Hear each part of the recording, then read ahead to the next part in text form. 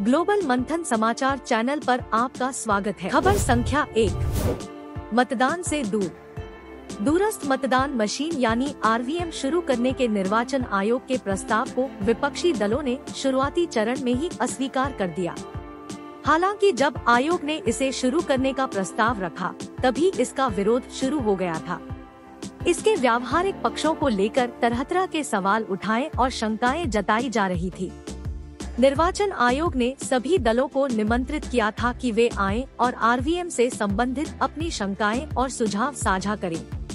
निर्वाचन आयोग मशीन के व्यावहारिक पक्षों को समझाना और उनकी सहमति मिलने के बाद इसे प्रायोगिक तौर पर लागू करना चाहता था, मगर विपक्षी दलों ने एक स्वर से इस पर असहमति जता दी।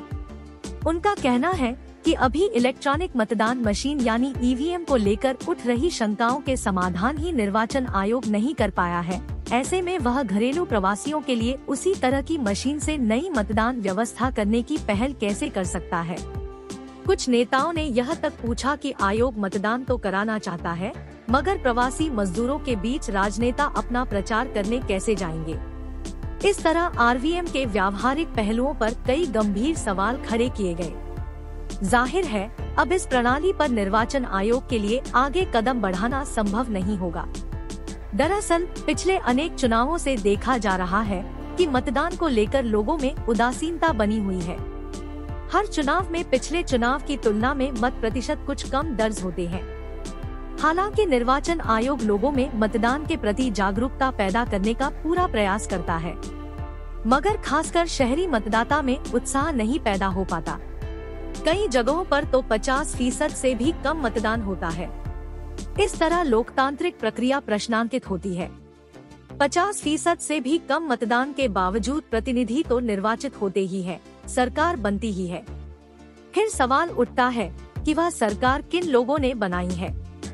विचित्र स्थिति तब देखी जाती है जब कम मत प्रतिशत वाले दल की संख्या अधिक हो जाती है और वह सत्ता में आ जाता है और अधिक मत प्रतिशत वाला दल बाहर रह जाता है। इस स्थिति को समाप्त करना निस्संदेह निर्वाचन आयोग के लिए बड़ी चुनौती है, मगर यह कैसे संभव हो, इसका उपाय वह निकाल नहीं पाया है। उसे लगता है कि अगर प्रवासी लोगों को अपने मतों का प्रयोग करने की सुविधा मिल जाए तो इससे मत प्रतिशत में बढ़ोतरी हो सकती है। लंबे समय से रेखांकित किया जाता रहा है कि जो लोग कामकाज, पढ़ाई लिखाई या दूसरी वजहों से अपना घर-बार छोड़कर दूर दराज जगहों पर रहने को मजबूर हैं, उन्हें भी अपने मताधिकार का उपयोग करने की व्यवस्था की जानी चाहिए, मगर इसका कोई व्यावहारिक रास्ता अभी तक नहीं निकाला जा सका है। पिछले कुछ सालों में ग्रामीण इलाकों से बहुत तेजी से पलायन बढ़ा है। ऐसे में बड़ी संख्या में ऐसे लोग शहरों में रहने लगे हैं जिनका मतदाता सूची में नाम अपने गृह प्रदेश में है। निर्वाचन आयोग ने इसी के मद्देनजर दूरस्थ मतदान मशीन की व्यवस्था शुरू करने का प्रस्ताव रखा था। इसके तमाम तकनीकी पहलुओं पर उसने विचार भी कर लिया है। अगर यह लागू हो जाती तो बेशक इससे न सिर्फ मतदान प्रतिशत बढ़ता, बल्कि अपने मताधिकार के प्रयोग से वंचित लाखों लोगों को सुविधा मिल पाती। इस दृष्टि से इस व्यवस्था पर पुनर्विचार की जरूरत से इनकार नहीं किया जा सकता। खबर संख्या 2, एक नई क्रांति के मुहाने पर दुनिया, आर्टिफिशियल इंटेलिजेंस बड़ा परिवर्तन। बीते वर्ष प्रिंसटन यूनिवर्सिटी प्रेस ने एक किताब छापी, you are not expected to understand this, यानी यह अपेक्षा नहीं कि आप इसे समझ ही ले। दिलचस्प शीर्षक और सामग्री की वजह से चर्चा का विषय बनी यह पुस्तक, जिसकी संपादक टोरी बाश है, हमारे वर्तमान और भविष्य पर कृत्रिम बुद्धिमत्ता, आर्टिफिशियल इंटेलिजेंस AI और मशीन लर्निंग जैसी तकनीकों के प्रभाव का आकलन करती है। 1975 में जारी किए गए कंप्यूटरों के open source operating system Unix के 6ठे संस्करण के लेखकों ने उसके कोड में एक दिलचस्प टिप्पणी डाली थी, आप इसे समझ लें, यह आशा नहीं।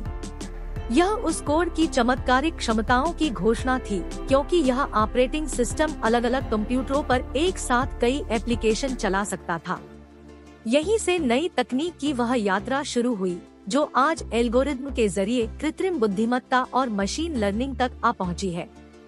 AI के क्षेत्र में गत वर्ष कई उल्लेखनीय बातें हुई हैं, जिनकी वजह से यह किताब लिखी गई है।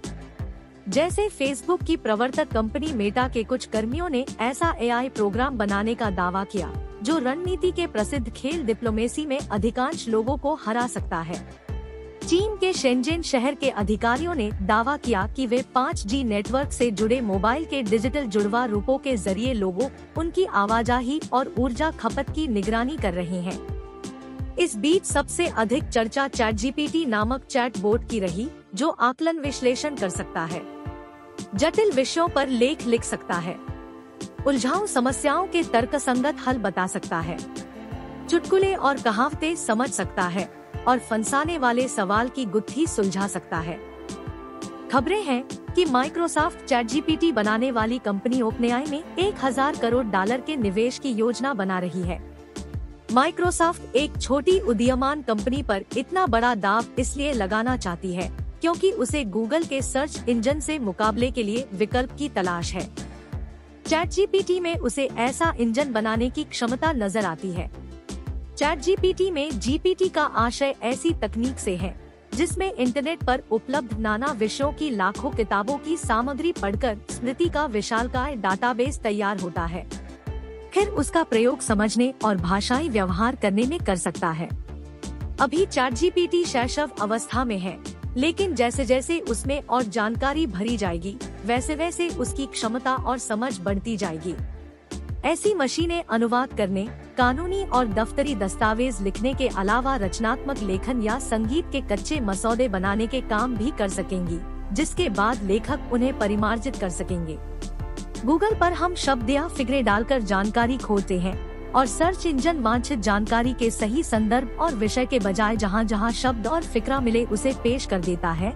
लेकिन यदि कल्पना करें कि आप किसी सर्च इंजन से सधे हुए सवाल करें और वह उसके एकदम सटीक उत्तर खोज दे तो कितना अच्छा होगा। माइक्रोसॉफ्ट को ओपनएआई से इसी तरह के सर्च इंजन की दरकार है, जिसके सहारे वह गूगल सर्च इंजन के एक छत्र राज को चुनौती देना चाहता है। यह सब इसलिए संभव हो रहा है क्योंकि आर्टिफिशियल इंटेलिजेंस प्रोग्राम अब अपनी डीप लर्निंग की पीढ़ी से फाउंडेशन मॉडल के पड़ाव पर पहुंच गए हैं। पिछले 10 वर्षों से हम गूगल और एप्पल नक्शों के सहारे घूमने के आदी हो गए हैं। अमेज़न की एलेक्सा और एप्पल की सीरी से भी छोटे मोटे काम करा लेते हैं, लेकिन फाउंडेशन मॉडल के बोट एकदम अगली पीढ़ी के होंगे। पायलट से कहीं भूल हो रही होगी तो वे चेतावनी देंगे, आपकी कार चलाएंगे, ड्रोन उड़ाएंगे, डॉक्टर को बीमारी का सही निदान बताएंगे, संगीतकार के गुनगुनाते ही धुन और संगीत के नोट बनाकर दे देंगे। यह सब इसलिए संभव लगता है क्योंकि आर्टिफिशियल इंटेलिजेंस के कोड अब मशीनों को हमारे मस्तिष्क की तंत्रिकाओं के करोड़ों नेटवर्कों की तर्ज पर प्रशिक्षित कर रहे हैं। मशीनें अपनी भूलों से खुद सीख रही हैं। वैसे अभी भी हवाई और रेल यातायात नियंत्रण, विमान नियंत्रण और चालन, मौसम पूर्वानुमान, मिसाइल, रॉकेट और उपग्रह प्रक्षेपण जैसे काम मशीनों की आर्टिफिशियल इंटेलिजेंस ही करती है। नई पीढ़ी की एआई मशीनों में भूल सुधार की क्षमता भी होगी। टोरी बाश का मानना है कि लगभग हर काम में प्रयोग आने वाली मशीनों के कोड लिखने वाले लोग हम और आप ही हैं। इसलिए ये उनकी धारणाओं से अछूते नहीं रह सकते। नीति निर्माताओं के लिए चुनौती यह है कि ये मशीनें आंकड़ों को खंगाल और समझ तो सकती हैं, परंतु इनकी नैतिक और सामाजिक जरूरत का सही फैसला नहीं कर सकती। आम लोगों के लिए चुनौती यह है कि एक बार जब सब मशीनों में हर जगह एआई की कोई न कोई मात्रा लग जाएगी तो उन्हें चलाने और उनकी मरम्मत करने वालों को भी उनकी कुछ जानकारी चाहिए होगी, अन्यथा ये कैसे चलेंगी और ठीक होंगी। संभवतः इसी सोच विचार के बाद ब्रितानी प्रधानमंत्री ऋषि सुनक ने हाल में कहा कि स्कूलों में 12वीं कक्षा तक गणित को अनिवार्य किया जाएगा। उनका कहना था कि तेजी हो रहे तकनीकी विकास और बदलाव को देखते हुए गणित की बुनियाद मजबूत किए बिना युवाओं को रोजगार मिलने में दिक्कतें होंगी। आर्टिफिशियल इंटेलिजेंस और मशीन लर्निंग में हो रहे विकास और रोजगार के प्रत्येक क्षेत्र में गणित की महत्ता को सुनक से बेहतर और कौन समझ सकता है। ऐसे में भारत के नेताओं और नीति निर्माताओं को भी इस विषय पर जागने की जरूरत है। बुद्धिमान मशीनों की क्रांति औद्योगिक क्रांति के बाद होने वाला सबसे बड़ा परिवर्तन है। लोगों के रोजगार पर इनके संभावित असर को लेकर अभी गहरे मतभेद हैं, लेकिन इस परिदृश्य में हमारे समक्ष दो ही विकल्प हैं। या तो एआई और उसकी कोडिंग के बारे में जानकारी हासिल करें और मशीनों को अपनी जरूरतों और चुनौतियों के हिसाब से ढालें, या सब कुछ कोड लिखने वालों और मशीनें बनाने वालों पर छोड़ दें। लेखक बीबीसी हिंदी सेवा के पूर्व संपादक है। खबर संख्या 3।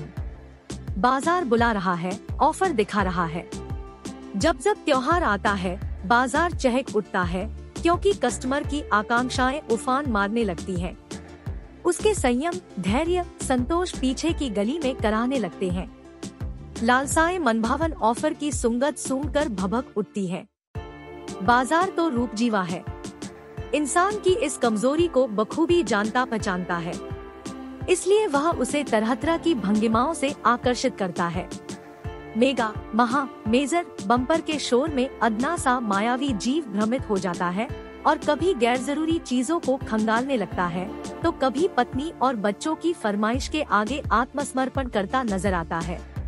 पड़ोसी से ईर्ष्या की भट्ठी में दग्ध उसकी अंतरात्मा सही निर्णय नहीं ले पाती और वह आकंठ कर्ज में डूबता जाता है।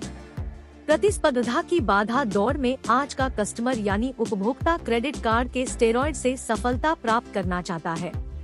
वह करे भी तो क्या करे, उसे सब कुछ बड़ा बड़ा चाहिए। घर बड़ा, बैंक बैलेंस बड़ा, कामनाएं भी बड़ी। एकदम सुरसा के मुंहसी जीभ लपलपाती हुई। ऐसे में डिस्काउंट के ठेले पर भिनभिनाती मक्खियों सी उसकी इच्छाएं डोलने लगती हैं। कैशबैक के रफ्तीले मार्ग पर वह अर्धनग्न पड़ा हुआ है बेसुध। नन छोटे से काम ना चलेगा बेटा आग्रह करता है। सब कुछ बिग होना चाहिए। बिग ख्वाब, बिग चॉइस। मेगा के वेगा में भले ही उसकी लयताल और जीवन छंद बिगड़ रहा हो, लेकिन उसे कहाँ फिक्र है भला।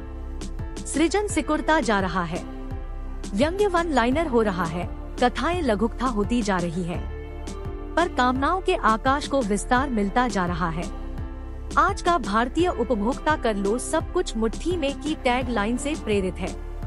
निकल पड़ा है आंखें तक मन विश्वास के मासूम खगों के शिकार पर। वह ठहरा यशकामी और ऐशना जो न कराए। बाजार के सुरम्य कानन में ठौर ठौर पर वह अपनी फुहड़ता, लोलुपता के बाण चलाए जा रहा है। खबर संख्या 4। पत्नी ने खोज निकाली खोई चीज, करोड़पति बन गया कपल। किस्मत मेहरबान हो तो अगले ही पल कुछ भी हो सकता है। बैठे बिठाए ऐसा मुनाफा हाथ लग सकता है जो सोचा भी नहीं जाता। ऐसा ही हुआ एक बुजुर्ग कपल के साथ। उनकी किस्मत ऐसी चमकी कि दादा दादी बनने के बाद वो मालामाल हो गए। लिहाजा जल्द ही सारी जिम्मेदारियों से मुक्त होकर वो आगे का जीवन है ऐशो आराम के साथ जीने की प्लानिंग करने लगे। ये सब कुछ हुआ एक लॉटरी के चलते। अमेरिका के कैरोलिना के रहने वाले एक शख्स की पत्नी की मेहनत की वजह से वो करोड़पति बन गया। 160 रुपए में लॉटरी का टिकट खरीदकर शख्स भूल गया और खोजने में उसके पसीने छूट गए, लेकिन अगले ही पल पत्नी के पर्स में वो टिकट मिल गया और दोनों की 8 करोड़ की लॉटरी लग गई, जिसके लिए शख्स ने पत्नी को धन्यवाद दिया। शख्स ने लॉटरी तो खरीद ली थी, लेकिन उसे कहीं रखकर भूल गया, जिसके बाद खोज खोज कर उसकी हालत खराब हो गई। लेकिन जब उसने पत्नी से टिकट की तलाश में मदद मांगी तो अगले ही पल उसे ऐसी खुशी मिली कि पैरों तले जमीन खिसक जाए।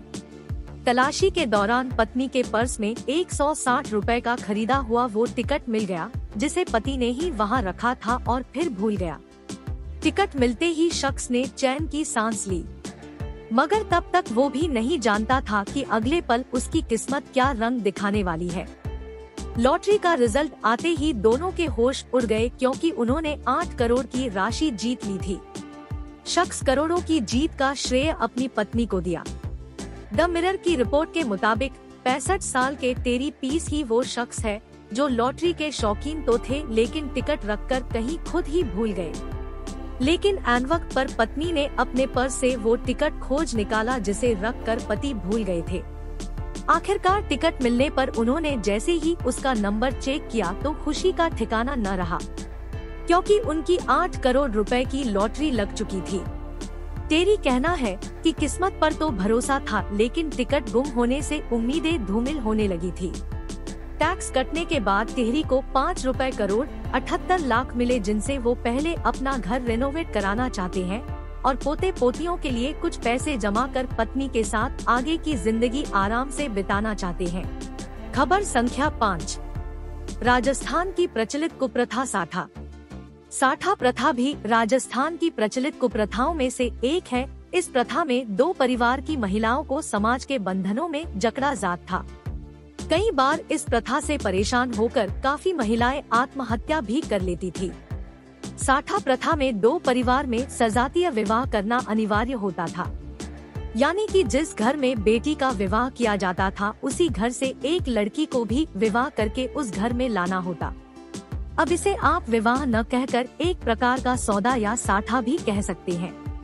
साठा प्रथा में अपनी यदि बेटी को ससुराल में तंग किया जाता है, वैसा का वैसा उनकी बेटी को भी उसी तरह से तंग किया जाता है और इसके नतीजे काफी खतरनाक होते थे। यदि किसी कारणवश दोनों में से किसी भी एक लड़की तलाक हो जाता तो ऐसी स्थिति में दूसरी को भी अपने पीहर जाना होता था।